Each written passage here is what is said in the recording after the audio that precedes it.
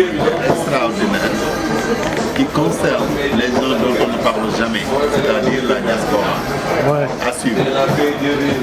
Mais qu'est-ce que vous pensez de la diaspora sénégalaise à Paris, particulièrement dans le 18e? Il ne s'agit pas de donner une opinion. Ouais. Il s'agit de montrer la réalité sans jugement. Voilà. Et nous, on va commenter. Mais en fonction des faits, on va choisir. Parce que bon, c'est quoi le rôle de la diaspora? Qu'est-ce qu'ils vont faire pour participer à l'insertion? Parce qu'ils doivent s'insérer dans la société. Nous avons nos enfants qui sont concernés par la délinquance, par le manque de civisme. Quel doit être notre rôle? Est-ce que c'est l'État français seulement qui doit le dire? Est-ce que la diaspora a une part de responsabilité? Donc ça, c'est de la citoyenneté. Quand elle est concernée, on va en parler. Et que la diaspora assume. Bon, quand vous parlez de la diaspora, c'est par rapport au Sénégal ou par rapport à l'État français? Non, quand on dit diaspora, c'est les Sénégalais qui vivent à l'État. Oui, mais le relativisme par rapport au pays d'origine ou au pays de résidence? Parce que l'impact de la diaspora par rapport à où?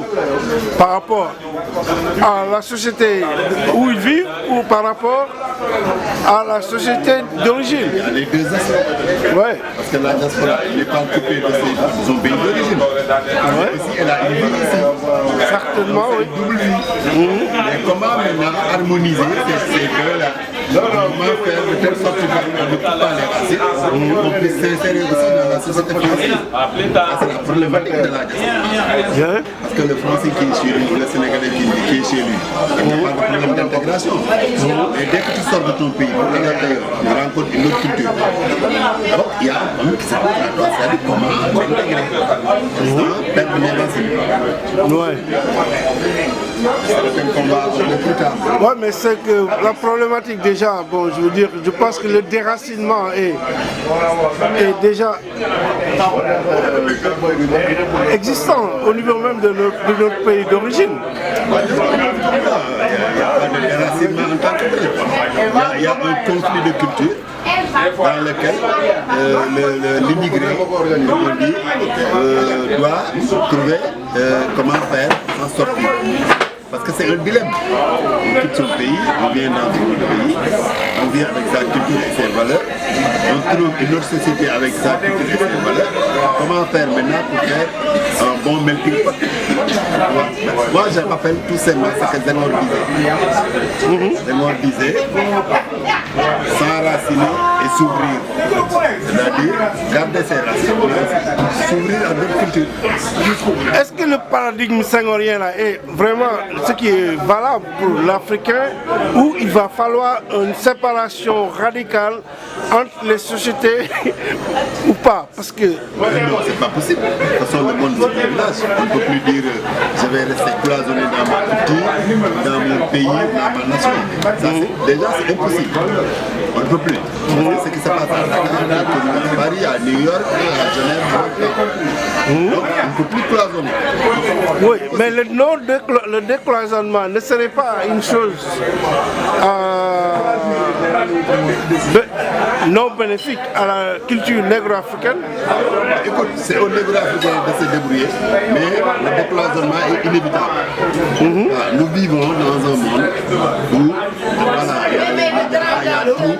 Donc même le paysan qui se trouve au Kenya, dans les contreforts des monts du Kenya, il est un portable, Internet.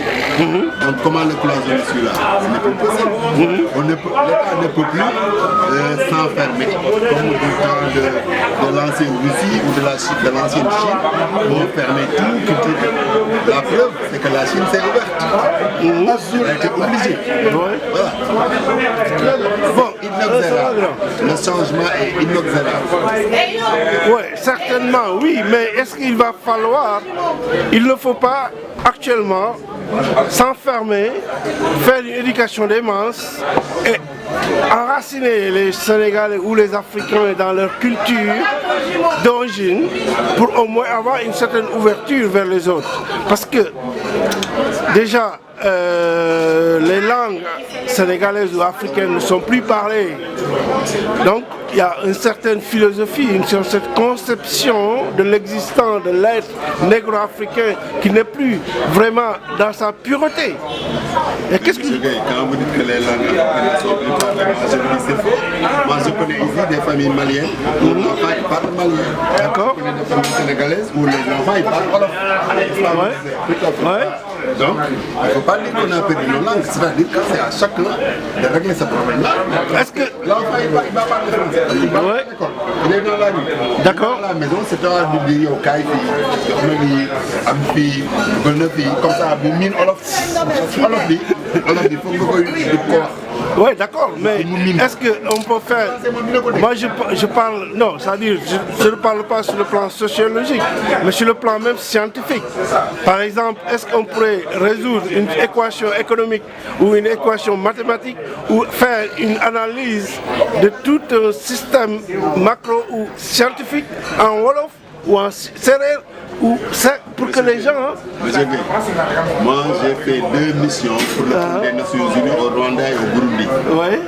Et au Rwanda et au Burundi, le président de la République il fait son discours national en Kinyarwanda et en Kirundi. À l'université, on enseigne dans les langues nationales.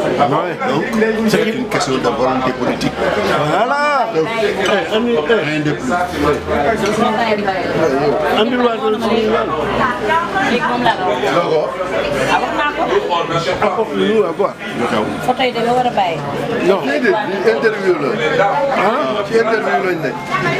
Bon, vous, ça c'est vrai.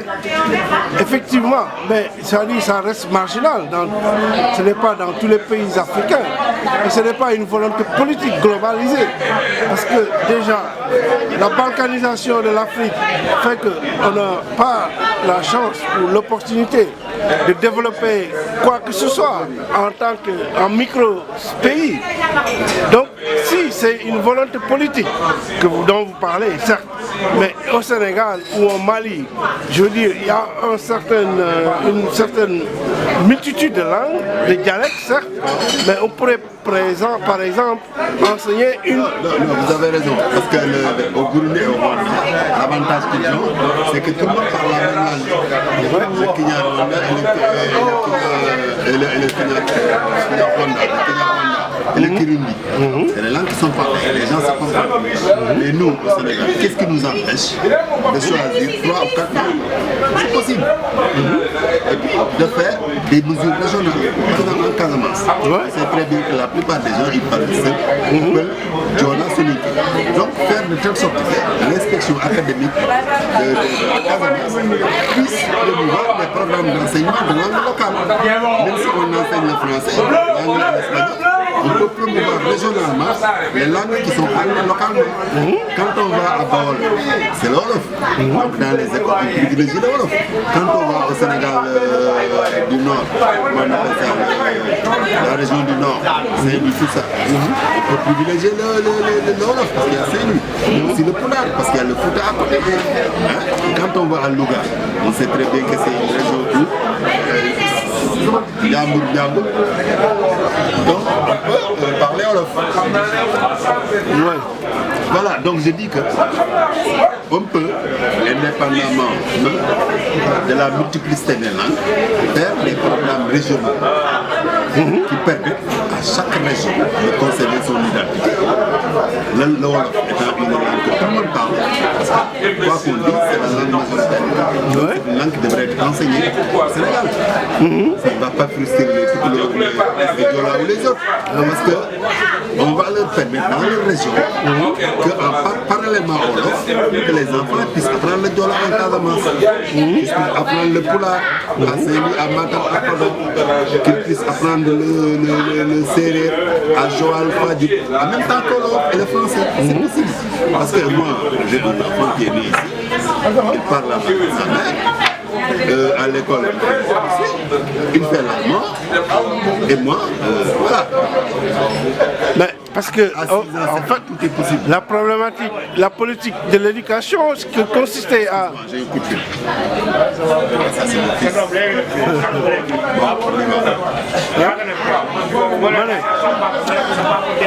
Le problème des problèmes sénégalais, par exemple, jadis, qu'est-ce qu'on nous avait? On nous interdisait de parler Wolof même dans nos écoles en créant les symboles. Quand tu parles Wolof, on te tape. Donc, cette perdition, qu'est-ce que vous en pensez? Non, mais parce que l'école, on ne va pas pour parler Wolof, on va parler français. Effectivement, ça, moi, je trouve ça tout à fait. Parce que là, on doit le parler en famille, dans la rue. Voilà. Donc, on n'a pas besoin de parler Wolof nécessairement à l'école. Parce qu'il fallait insister pour les enfants. Mais non, mais je pense, bon, vous parlez Wolof, mais ça dit, il y a des formules. Il y a des formules, plus ou moins, que ce soit en sciences. Le gosse, il l'apprendrait mieux dans sa langue maternelle. C'est ce que je vous dis. Voilà.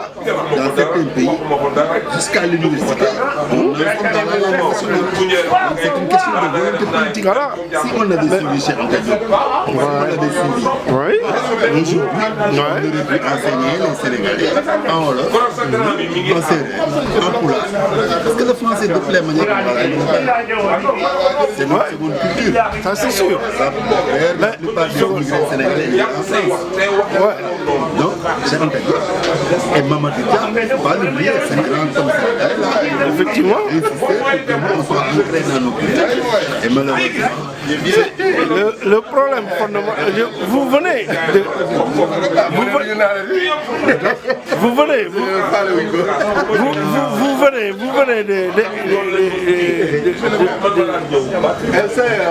d'édifier quelque chose par rapport à l'histoire politique du Sénégal, en fait. C'est-à-dire, quand vous parlez de Cheikh Amadou Dia, Mamadou Dia et Cheikh Anta Diop, il y a un pan de la politique sénégalaise que vous mettez en évidence.